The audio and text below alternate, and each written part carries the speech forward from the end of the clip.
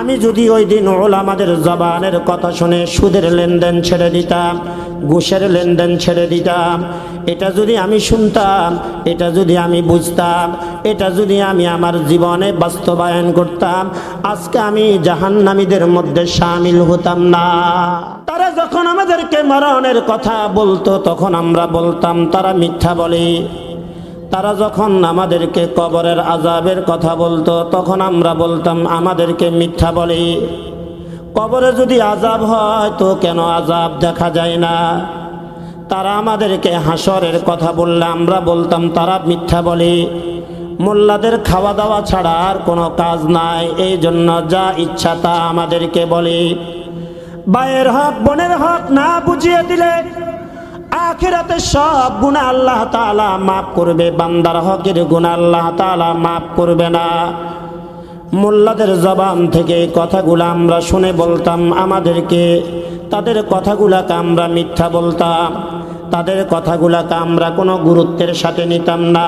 আমরা বলতাম তারা যে কথাগুলা বলে এগুলা আল্লাহ তাআলার পক্ষ থেকে অবতীর্ণ করা না, এগুলা তারা নিজেরা বানিয়ে বানিয়ে বলে, এগুলা তারা নিজেদের থেকে বলে, এগুলা আল্লাহর পক্ষ থেকে কোনো কথা না, এগুলা কোনো কোরআনের কথা না।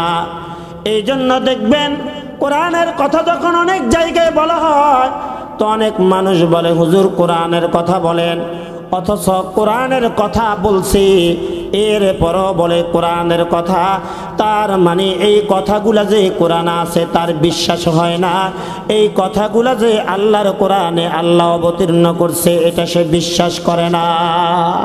ইন আনতুম ইল্লা ফি দালালিন কাবীর। আমরা বলতাম তারা পথভ্রষ্ট, তারা বড় গুমরাহির মধ্যে আছে।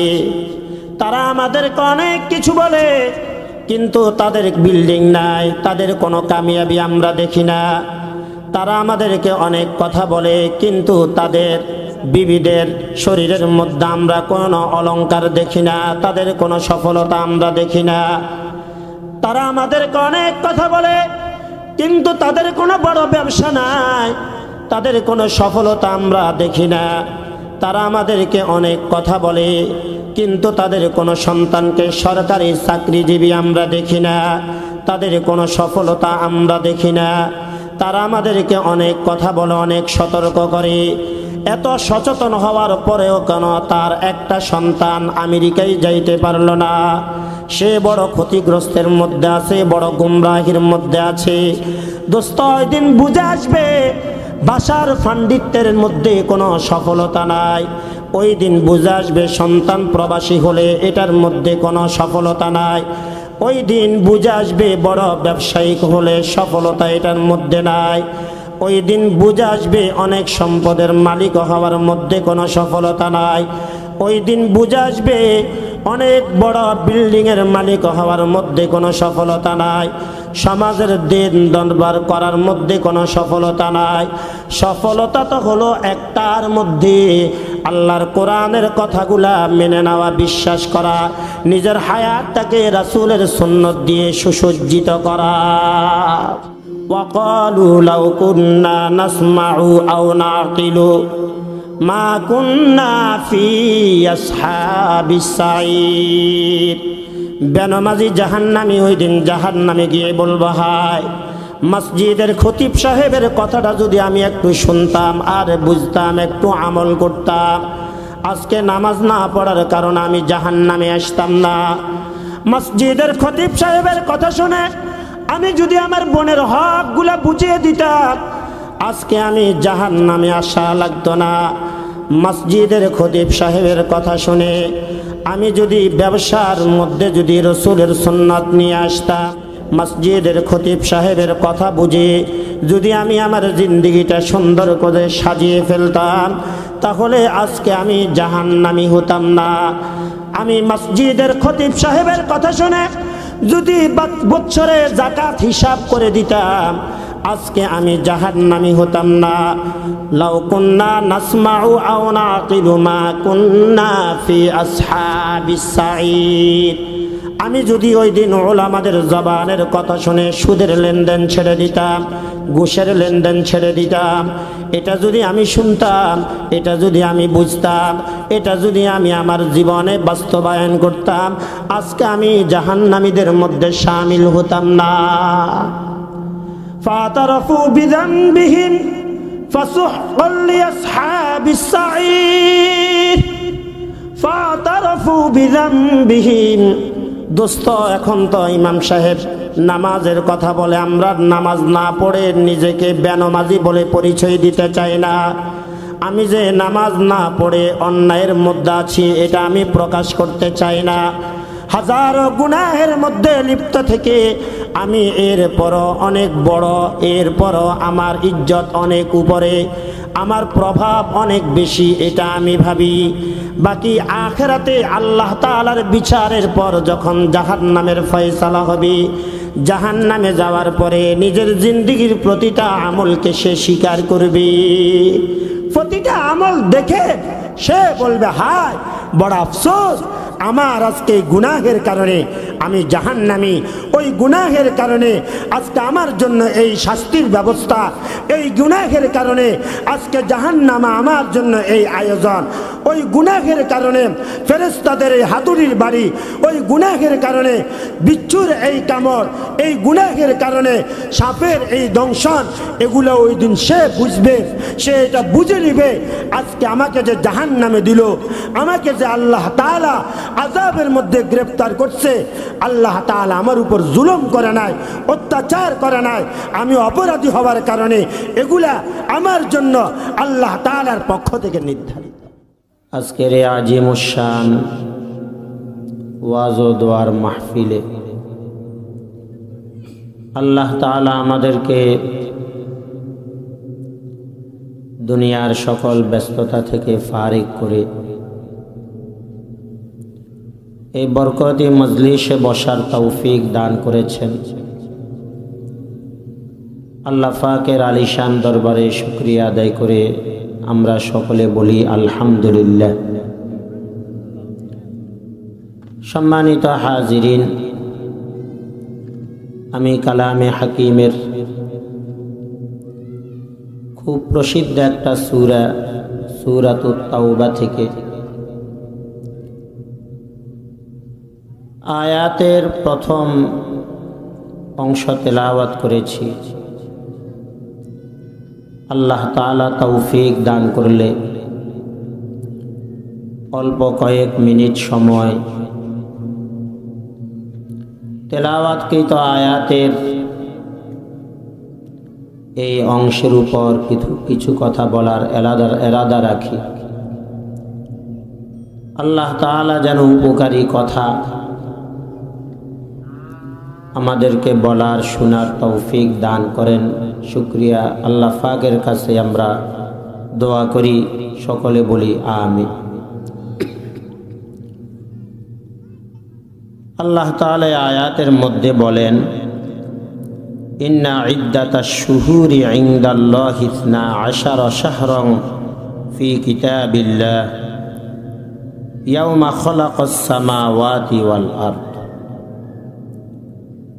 নিশ্চয় আল্লাহ তাআলার কাছে লৌহে মাহফুজে লেখা মাসের গণনা হলো 12টি।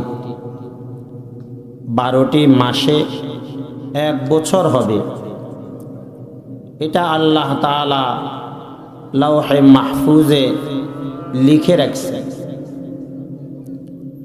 12 মাসে মানুষ বছর গণনা করবে, এটা আল্লাহ তাআলার সিদ্ধান্ত। এই সিদ্ধান্ত আল্লাহ তাআলার কখন থেকে? তা আল্লাহ তাআলা বলেন, ইয়াউমা খালাকাস সামাওয়াতি ওয়াল আরদ, যেদিন আমি আসমান জমিন সৃষ্টি করেছি ওই দিন থেকেই 12 মাসে বছর হবে, এটা আমার তখন থেকেই সিদ্ধান্ত। মিনহা আরবাআতুন হুরুম, এই 12টি মাসের মধ্যে 4টি মাস আল্লাহ তাআলা সম্মানিত করেছেন। 4টি মাস পবিত্র মাস, 4টি মাসকে আল্লাহ তাআলা ফজিলত দিয়ে ভরপুর করেছেন। যালিকা দ্বীনুল কাইয়্যিম, এটাই হলো দিন, এটাই হলো আল্লাহর সিদ্ধান্ত। ফালা তাযলিমু ফীহিন্না আনফুসাকুম, আল্লাহ তাআলা বলেন তোমরা এই মাসগুলার মধ্যে নিজেদের উপর কোনো জুলুম করবে না, মানে কোনো গুনাহের কাজ করবে না। এটা তোমাদের প্রতি আমার একটা নির্দেশ। এই মাসগুলা তোমরা ইবাদত বন্দেগীর মাধ্যমে অতিবাহিত করবে। আল্লাহ তাআলার সন্তুষ্টি কিভাবে অর্জন করা যায় এটা যেন তোমাদের ফিকির থাকে, এটা যেন তোমরা গুরুত্বের সাথে তোমাদের জীবনে বাস্তবায়ন করো। এই 4 মাসে তোমরা আল্লাহ তাআলার নৈকট্য অর্জন করার সর্বোচ্চ চেষ্টা করবে, নিজেকে জাহান্নাম থেকে বাঁচানোর, নিজেকে জান্নাতি হিসেবে গড়ে তুলতে সর্বোচ্চ চেষ্টা করবে। এই জন্য আমাদের বুজুর্গান হযরত যারা ওনারা বলেন এই 4 মাস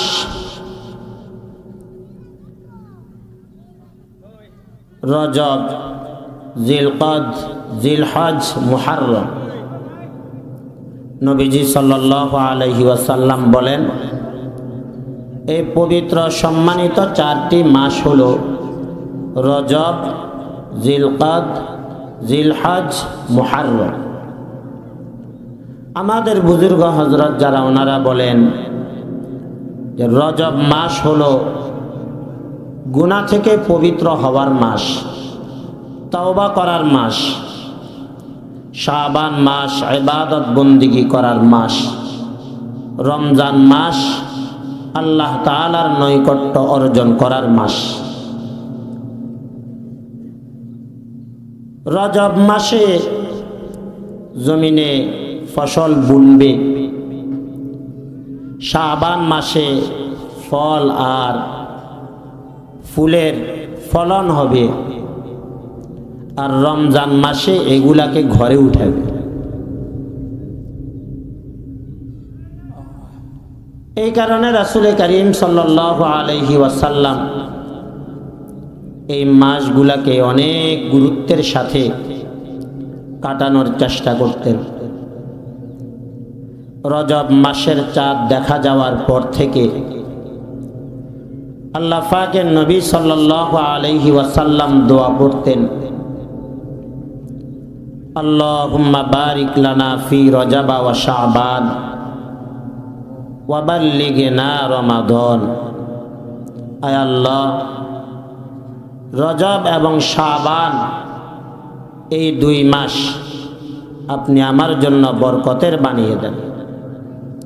এই 2 মাস আপনি আমার জন্য বরকত দিয়ে ভরপুর করে দেন। রমজান পর্যন্ত আপনি আমাকে পৌঁছায়া দেন। রমজান পর্যন্ত আপনি আমার হায়াতে বরকত দান করেন। রমজান পাওয়ার তৌফিক আপনি আমাকে নসিব করেন। হাদিসের মধ্যে আছে নবীজি সাল্লাল্লাহু আলাইহি ওয়াসাল্লাম অন্য মাসের তুলনায় রজব এবং শাবান এই 2 মাসে অধিক পরিমাণে নফল রোজা রাখতেন। আমরা যেরকম নির্দিষ্ট তারিখে নির্দিষ্ট দিনে রাখি এটা ঠিক না। রজব মাসে কোনো দিনকে নির্দিষ্ট করে, শাবান মাসে কোনো নির্দিষ্ট তারিখ, শুধু এই তারিখেই এই দিনেই রোজা রাখতে হবে এমন কোনো সিদ্ধান্ত না নেওয়া, এমন কোনো নির্দিষ্ট না করা। নবীজি সাল্লাল্লাহু আলাইহি ওয়াসাল্লাম অধিক পরিমাণে রজব এবং শাবানে রোজা রাখতেন। এজন্য দিন তারিখ এটা অনির্দিষ্ট রেখে অন্য মাসের তুলনায় এই 2 মাসে বেশি পরিমাণে আমাদের নফল রোজা রাখা দরকার। তাহলে একটা সুন্নাত হলো রজব এবং শাবান আল্লাহ তাআলার কাছে দোয়া করতে থাকা। দ্বিতীয় ইবাদত হলো রজব এবং শাবান বেশি পরিমাণে দিন তারিখ নির্দিষ্ট না করে রোজা রাখা, আল্লাহ তাআলার নৈকট্য অর্জন করা, তাওবা করা, ইস্তেগফার করা, অন্য মাসের তুলনায় ইবাদত বন্দিগি বেশি করা। এবং আমাদের হায়াতের মধ্যে আমাদের দিন, আমাদের মাস, বছর, এটা আমাদের আরবি গণনা হওয়া দরকার।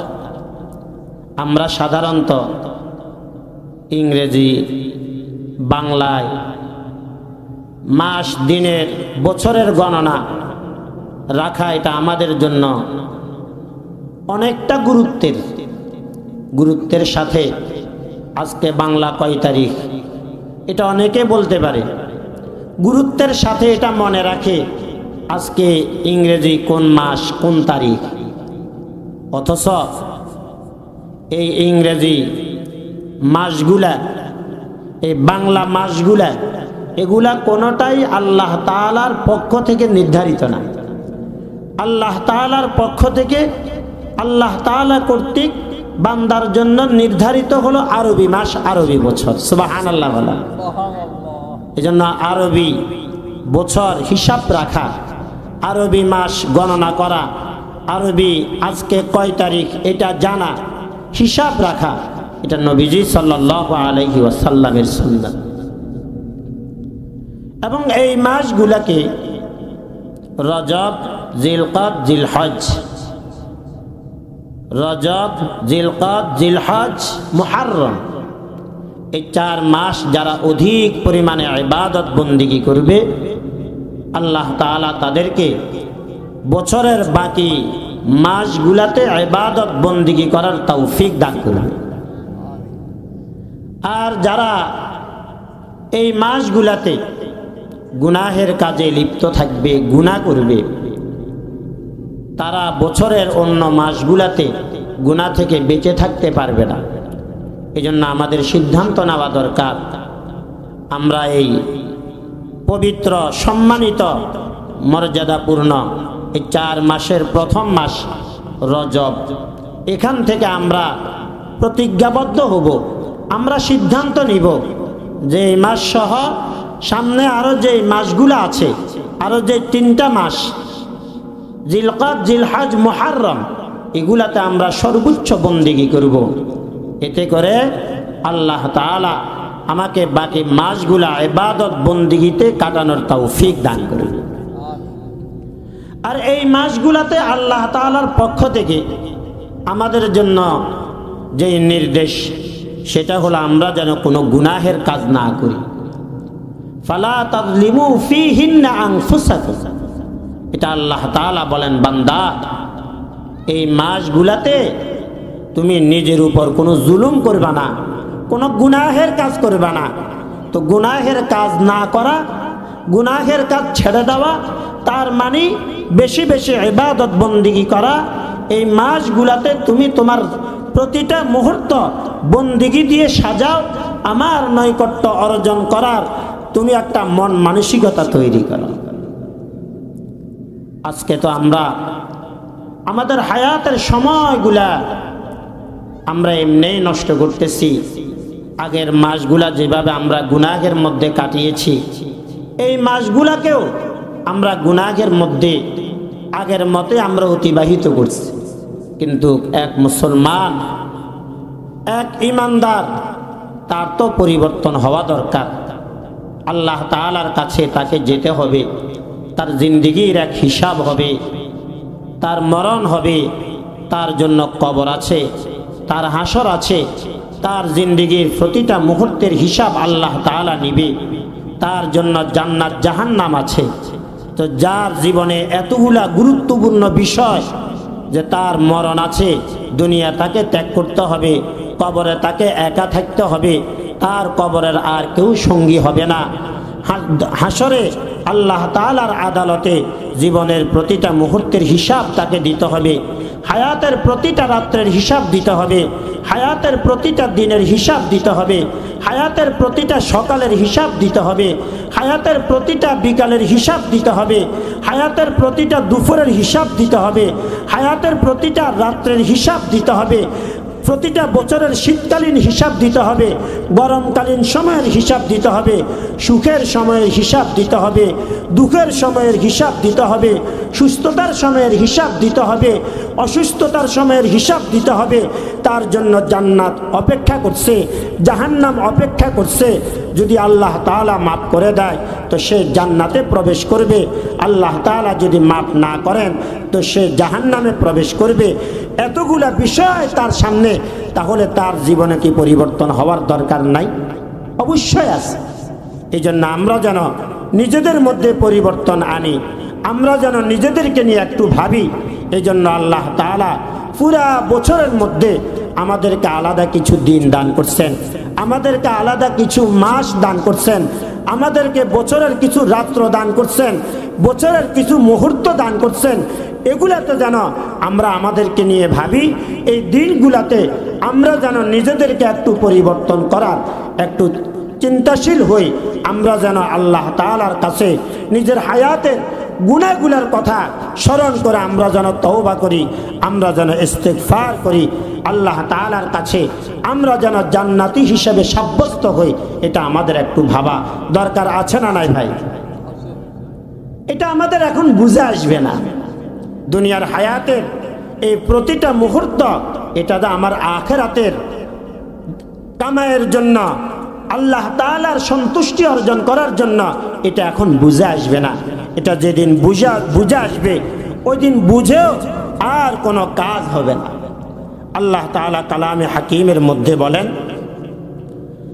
যখন কিয়ামতের আদালত কায়েম হবে, নাফরমান যারা তাদেরকে যখন জাহান্নামে নিক্ষেপ করা হবে, ইযা উলকু ফিহা সামিউ লাহা শাহীকান ওয়া হিয়া তাফুর, ইযা উলকু ফিহা সামিউ লাহা শাহীকান ওয়া হিয়া তাফুর। যখন জাহান্নামীদেরকে, যারা দুনিয়ার এই সময়টাকে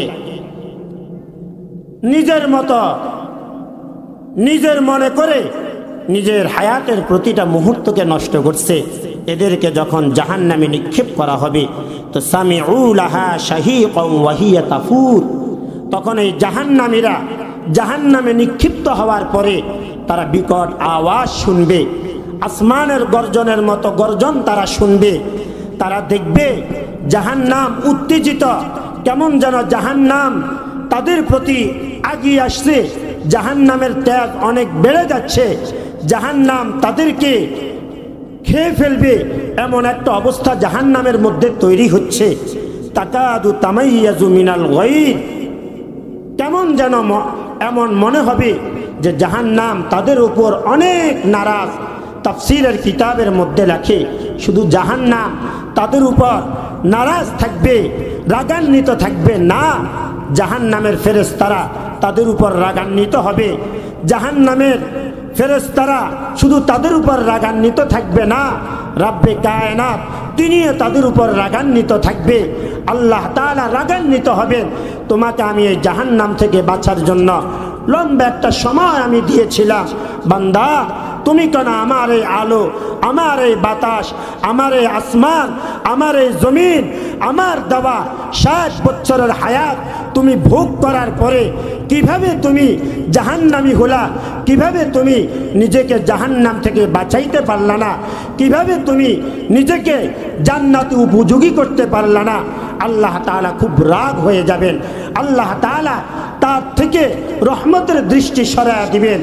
জাহান্নাম তার উপর রাগান্বিত হবে, জাহান্নাম বলবে, নাফরমান আজকে তুমি বুঝবা আমি তোমার সাথে কেমন আচরণ করি। আল্লাহর জমিনের মধ্যে আল্লাহর যত নিয়ামত সব তুমি ভোগ করছ, এই ভোগ করে আল্লাহর ইবাদত, আল্লাহর বন্দিগি করার কথা ছিল, বাকি তুমি আল্লাহর নাফরমানি করছ। হায়াতের প্রতিটা মুহূর্ত তুমি গুনাহের মধ্যে কাটাইয়া দিছ, কান কান দিয়ে গুনাহ করছো, তুমি চোখ দিয়ে গুনাহ করছো, মুখ দিয়ে গুনাহ করছো, হাত দিয়ে গুনাহ করছো, পা দিয়ে গুনাহ করছো, ব্যবসা করছো গুনাহের সাথে করছো, চাকরি করছো গুনাহের সাথে করছো, হায়াতের প্রতিটা মুহূর্ত তুমি গুনাহের মাধ্যমে শেষ করছো। আজকে তুমি বুঝবা আমি জাহান্নামের আগুন তোমার সাথে কেমন আচরণ করি। এই জাহান্নামীদের থেকে শুধু আল্লাহ তাআলার রহমতের দৃষ্টি সরায় দিবেন, শুধু এটা না, জাহান্নামীদের উপর শুধুমাত্র জাহান্নামের আগুন রাগান্বিত হবে, শুধু এখানেই ক্ষান্ত হবে না। জাহান্নামে নিয়োজিত ফেরেশতারা যারা, তারাও রাগান্বিত হয়ে যাবে। তারা বলবে সাআলাহুম খাজানাতুহা আলাম ইয়াতিকুম নাযীর, সাআলাহুম খাজানাতুহা আলাম ইয়াতিকুম নাযীর। জাহান্নামের ফেরেশতারা বলবে, এই জাহান্নামীরা, তোমাদের কাছে কোনো সতর্ককারী কি যায় নাই? জুমার দিন খতিব সাহেব তোমাদেরকে কি 40 মিনিট 50 মিনিট 1 ঘন্টা বয়ান করে শোনায় নাই? তোমাদের কাছে কি নবীরা গিয়ে কোরআনের কথা বলে নাই, এক আল্লাহর কথা বলে নাই? আলেম ওলামারা তোমাদেরকে কবরের কথা কি শোনায় নাই? আলেম ওলামাদের জবান থেকে হায়াতের প্রতিটা মুহূর্তের হিসাব দিতে হবে, এটা কি তোমরা শোনো নাই? তোমাদের জন্য জান্নাত আছে, জাহান্নাম আছে, আল্লাহ তাআলা তোমাদেরকে ভালো কাজের বিনিময় জান্নাত দিবে, এটা কি শোনো নাই? খারাপ কাজের বিনিময় তোমাদেরকে জাহান্নামে নিক্ষেপ করবে, এটা কি তোমরা শোনো নাই? সতর্ককারীরা তোমাদেরকে কি সতর্ক করে নাই? তখন এই জাহান্নামীরা বলবে ক্বালু বালা ক্বাদ জাআনা নাযীর, ক্বালু বালা ক্বাদ জাআনা নাযীর। জাহান্নামীরা বলবে অবশ্যই আমাদের কাছে সতর্ককারীরা এসেছিল, আমাদেরকে সুদ ছাড়তে বলছিল, আমরা সুদ ছাড়ি নাই। আমাদেরকে ঘুষের লেনদেন ছাড়তে বলছিল, আমরা ঘুষের লেনদেন ছাড়ি নাই। আমাদেরকে হালাল পন্থায় রসুলের তরিকায় ব্যবসা করতে বলছিল, আমরা ছাড়ি নাই। রসুলের তরিকায় আমরা ব্যবসা করি নাই, ধোঁকাবাজি ব্যবসা থেকে আমরা ছাড়ি নাই। আমাদেরকে বলছিল নামাজ পড়তে, আমরা নামাজ ধরি নাই। আমাদেরকে বলছিল দাড়ি রাখতে, আমরা দাড়ি রাখি নাই। আমাদেরকে বলছিল ভাইয়ের হক ভাইকে বুঝিয়ে দিতে, বোনকে বোনের হক বুঝিয়ে দিতে। যাদের উপর হক আছে তাদের হকটা তাদের কাছে পুরাপুরি বুঝিয়ে দিতে, আমরা বুঝিয়ে দিই নাই। নবীদের কথা আমরা শুনি নাই, খতিবদের কথা আমরা শুনি নাই, বক্তাদের জবান থেকে কথা শুনে আমরা এগুলাকে কোনো মূল্যায়ন করি নাই।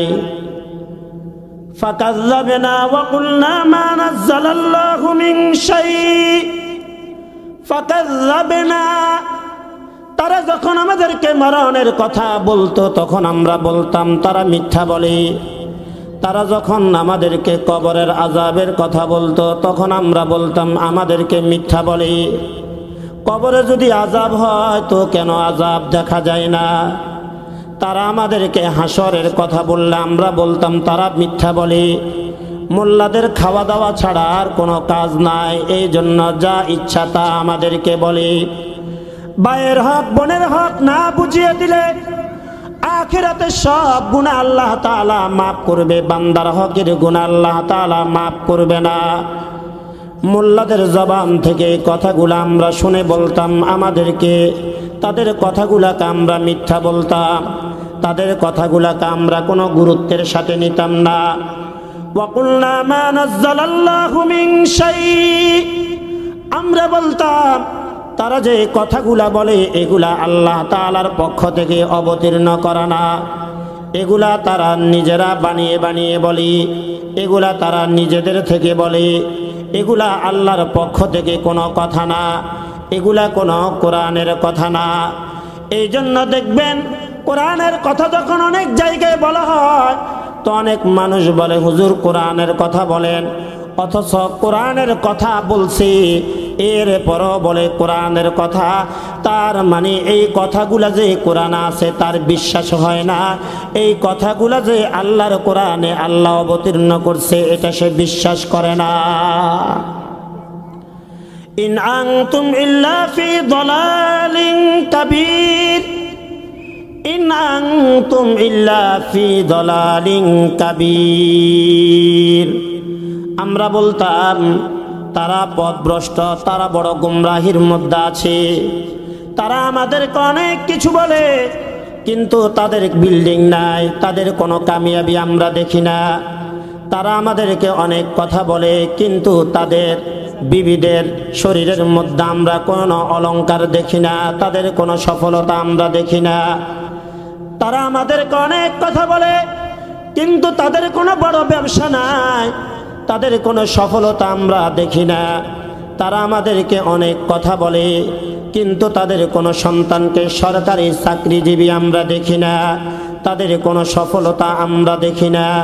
তারা আমাদেরকে অনেক কথা বলে, অনেক সতর্ক করে, এত সচেতন হওয়ার পরেও কেন তার একটা সন্তান আমেরিকায় যাইতে পারল না?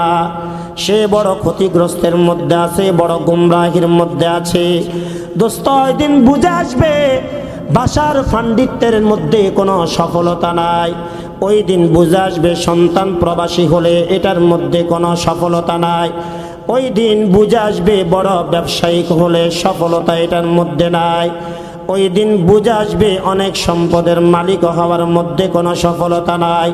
ওই দিন বুঝে আসবে অনেক বড় বিল্ডিংয়ের মালিক হওয়ার মধ্যে কোনো সফলতা নাই। সমাজের দিন দরবার করার মধ্যে কোনো সফলতা নাই। সফলতা তো হলো একটার মধ্যে, আল্লাহর কোরআনের কথাগুলা মেনে নেওয়া, বিশ্বাস করা, নিজের হায়াতটাকে রাসূলের সুন্নত দিয়ে সুসজ্জিত করা।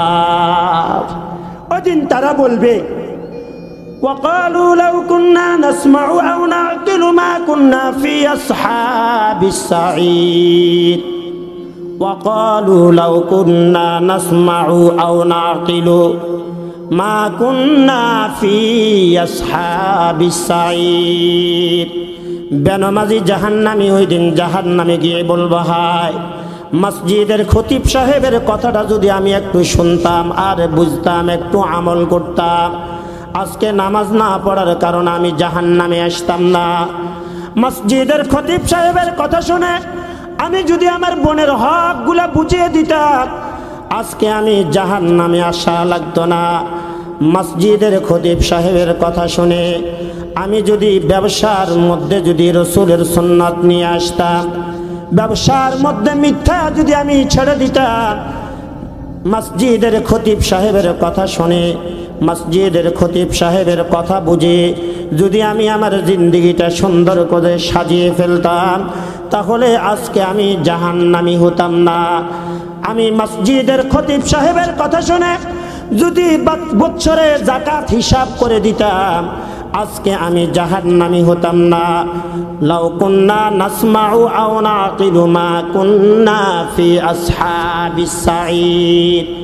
আমি যদি ওই দিন ওলামাদের জবানের কথা শুনে সুদের লেনদেন ছেড়ে দিতাম, ঘুষের লেনদেন ছেড়ে দিতাম, এটা যদি আমি শুনতাম, এটা যদি আমি বুঝতাম, এটা যদি আমি আমার জীবনে বাস্তবায়ন করতাম, আজকে আমি জাহান্নামীদের মধ্যে শামিল হতাম না।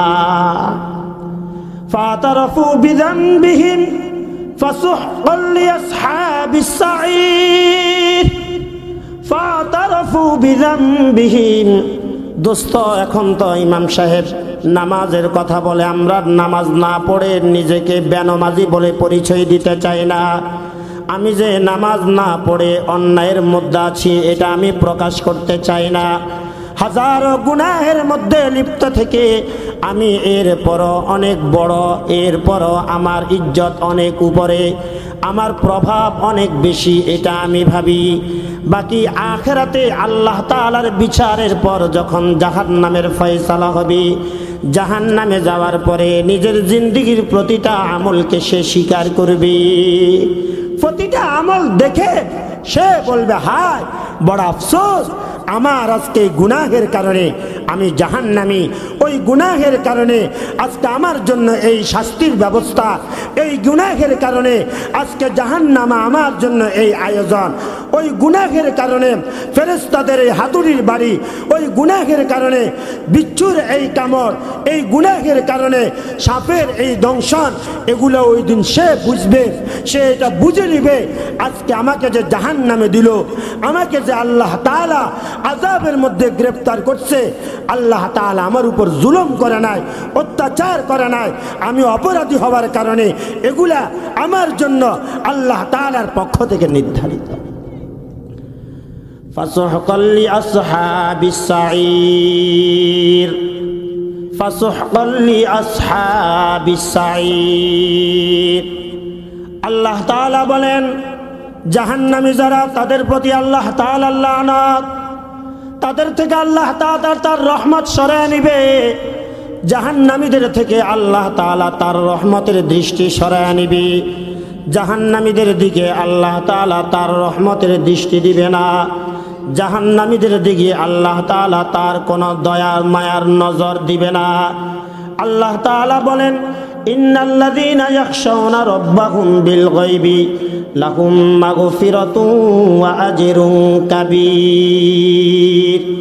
নিশ্চয় যারা দিল দিয়া অন্তর দিয়া আল্লাহ তাআলাকে ভয় করে, গায়ব মানে এখানে দিল দ্বারা, গায়ব এটা কোরআন শরীফের বিভিন্ন জায়গায় বিভিন্ন শব্দ বহন করে। অনেক জায়গায় গায়ব বলতে অদৃশ্য যে বিষয়গুলা, যেগুলো আমরা দেখি না, এগুলোর প্রতি ঈমান আনা। যেমন সূরা বাকারার মধ্যে আছে আলিফ লাম মিম যালিকাল কিতাবু লা রাইবা ফীহি হুদাল লিল মুত্তাকিন আল্লাযীনা ইউমিনুনা বিল গায়ব। এখানে আল্লাহ তাআলার যে অদৃশ্য বিষয়গুলা, এগুলোর প্রতি ঈমান আনা। আর সূরা মুলকের এই গায়ব, এটার দ্বারা উদ্দেশ্য হলো দিল দ্বারা আমাদের ভিতরে আল্লাহ তাআলা যে লুকায়িত রাখছেন একটা আত্মা, এটা দিয়ে আল্লাহ তাআলাকে ভয় করা। এটা কেন বলছে? এটা বলছে মুনাফিক যারা, এরা মানুষের সামনে গিয়ে নিজেকে ইমানদার বলে পরিচয় দেয়, নিজেকে আল্লাহওয়ালা বুজুর্গ বলে পরিচয় দেয়, আর মানুষের অন্তরালে যখন চলে যায়, মানুষ থেকে যখন সে আলাদা হয়, তখন সে নিজেকে আর ইমানদারের পরিচয় রাখে না। আল্লাহ তাআলা বলছেন বান্দা, তোমাকে মানুষের সামনে বলো আর মানুষের পিছনে বলো, রাত্রে বলো আর দিনে বলো, একে একই থাকো আর হাজার মানুষের মধ্যে থাকো, সর্বহালতে তোমার দিলের মধ্যে আমার ভয় থাকতে হবে। ঈমানের সাথে আমার ভয় থাকা, এটা তোমার জন্য সফলতা। সুবহানাল্লাহ। বলে লাহুম মাগফিরাতুন ওয়া আজরুন কাবীর। আল্লাহ তাআলা বলেন বান্দা, তুমি যদি সর্বহালতে সর্বমুহূর্তে তুমি যদি আল্লাহ তাআলার ভয় নিয়ে চলো, তাকওয়া অবলম্বন করো, তো আল্লাহ তাআলা তোমাকে দুইটা পুরস্কার দিবে। একটা পুরস্কার হলো আল্লাহ তাআলা তোমার জিন্দেগীর সব গুনাহ মাফ করে দিবে। দ্বিতীয় পুরস্কার হলো আল্লাহ তাআলা তোমাকে জান্নাতুল ফেরদাউস দিয়ে দিবে। সুবহানাল্লাহ বলেন। আজরুন কাবীর, তার মানে হলো আল্লাহ তাআলা জান্নাত দিয়ে দিবে। মেরে ভাইও, তো যেই কথাটা বলতেছিলাম, পবিত্র মাসগুলার প্রথম মাস এই রজব, সামনে আরো 3টা আছে, জিলকদ, জিলহজ, মুহররম।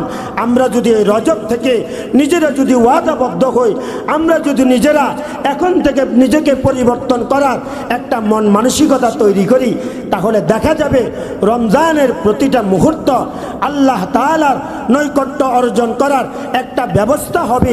যদি নিজেকে এখন থেকে পরিবর্তন না করি, রমজানের মতো আজিমুশ শান বরকতি মাসের প্রতিটা মুহূর্ত ইমানদারদের জন্য, মুত্তাকিদের জন্য রহমত বরকতের হবে, আর আমার জন্য এটা রহমত বরকত থেকে বঞ্চিত হওয়ার ব্যবস্থা হবে। আল্লাহ তাআলা আমাদেরকে বুঝার তৌফিক দান করেন। ওয়া আখিরু দাওয়ানা আনিল হামদুলিল্লাহি রাব্বিল আলামিন।